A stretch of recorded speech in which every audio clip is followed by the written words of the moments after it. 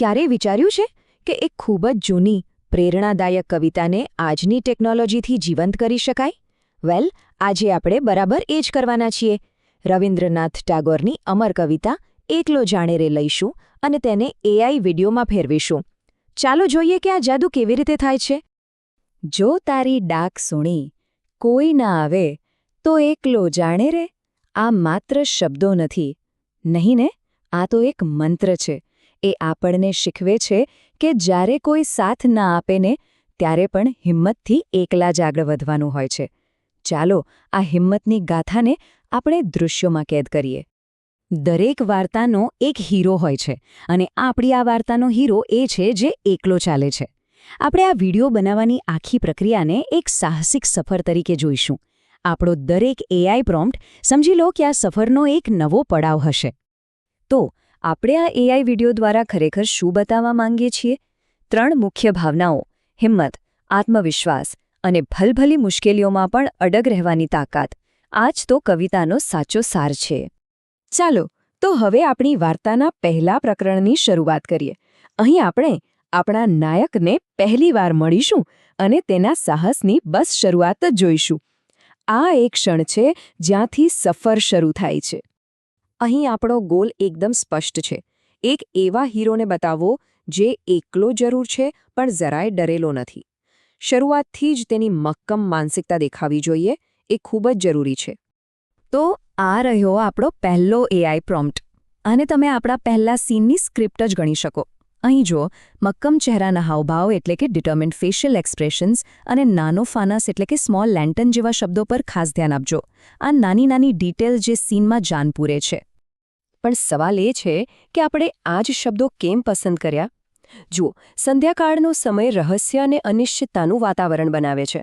ચહેરા પરના મક્કમ હાવભાવ તરત જ બાળકની અંદરની તાકાત બતાવી દે છે. અને પેલું નાનું ફાનસ, એ તો અંધારામાં આશા અને માર્ગદર્શનનું પ્રતીક છે. ચાલો હવે આગળ વધીએ. આપણો હીરો સફર પર નીકળી તો પડ્યો છે, પણ હવે શું? હવે આવશે તેની પહેલી મોટી મુશ્કેલી. અહીં તેની હિંમતની અસલી કસોટી થશે. આ સીનનો ઉદ્દેશ એકદમ સીધો છે. બહારથી આવતા સંકટને બતાવો અને એની સામે આપણા હીરોની અડગતાને હાઇલાઇટ કરવી. આપણે એ બતાવવું છે કે જ્યારે બીજા લોકો હાર માની લે છે ત્યારે તે કેવી રીતે ટકી રહે છે. હવે આ બીજો પ્રોમ્પ્ટ જુઓ. અહીં આપણે ડ્રામા પર ભાર મૂક્યો છે. ભારે વરસાદ અને તીવ્ર પવન, બીજા પ્રવાસીઓ આશરો લેવા પાછા દોડે છે અને ખાસ તો સ્લો મોશન. આ બધું સંઘર્ષની તીવ્રતા વધારવા માટે જ છે. અને આ સરખામણી જુઓ. આનાથી કવિતાનો મુખ્ય સંદેશ એકદમ સ્પષ્ટ થઈ જાય છે, ખરું ને? જ્યાં બીજા લોકો ડરીને પાછા વળી જાય છે, ત્યાં આપણો નાયક મક્કમતાથી આગળ વધે છે. આ જ તો એકલો જાણે રેનો અસલી ભાવ છે. તો આપણે આ દૃશ્યને વધુ અસરકારક કેવી રીતે બનાવી રહ્યા છીએ?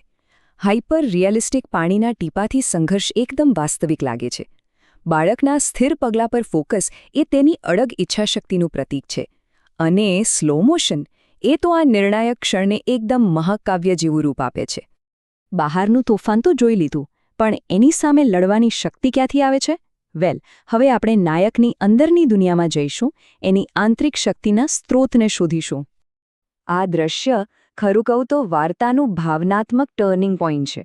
અહીં આપણો ધ્યેય એ બતાવવાનો છે કે હીરોની સૌથી મોટી તાકાત તેનો પોતાનો આત્મવિશ્વાસ અને જુસ્સો છે. આપણે એક અમૂર્ત વિચારને દ્રશ્યમાન અને જાદુઈ બનાવી રહ્યા છીએ. આ ત્રીજો પ્રોમ્પ્ટ જુઓ. અહીં આપણે વાસ્તવિકતાથી થોડું હટીને વધુ રૂપકાત્મક શૈલી અપનાવી રહ્યા છીએ. તેના હૃદયમાંથી નીકળતી સોનેરી આભા અને હવામાં તરતા જાદુઈ કણો જેવા શબ્દો તેની આંતરિક સ્થિતિને બતાવવા માટે છે. તો જાદુઈ તત્વોનો અર્થ શું છે? હૃદયમાંથી નીકળતી સોનેરી આભા એ સીધું આત્મવિશ્વાસનું પ્રતીક છે. પેલા જાદુઈ કણો એક પ્રકારની દૈવી સહાયતાની ભાવના ઉમેરે છે. અને જે અલૌકિક પ્રકાશ છે ને, એ સંઘર્ષમાંથી આશા અને શાંતિ તરફના બદલાવનો સંકેત આપે છે. ઓકે, તો હવે વારો છે ક્લાઇમેક્સનો, વિજયી સમાપનનો. અહીં આપણા હીરોની સફર સિદ્ધિ, શાંતિ અને એક ભવ્ય પરિવર્તનમાં પરિણમે છે. આ અંતિમ દ્રશ્યનું કામ શું છે?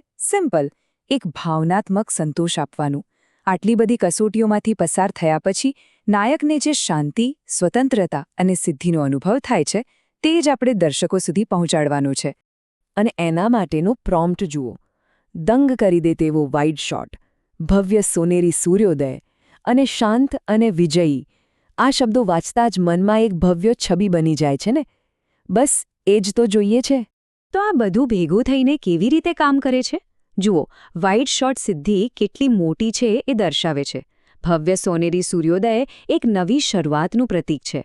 અને શાંત અને વિજયી શબ્દો તો સ્પષ્ટપણે અંતિમ ભાવના વ્યક્ત કરી જ દે છે. પણ એક મિનિટ, હજી કામ પૂરું નથી થયું. એઆઈ પાસેથી આ અલગ અલગ ક્લિપ્સ મેળવવી એ તો માત્ર પહેલું પગથિયું છે. અસલી કામ તો હવે છે.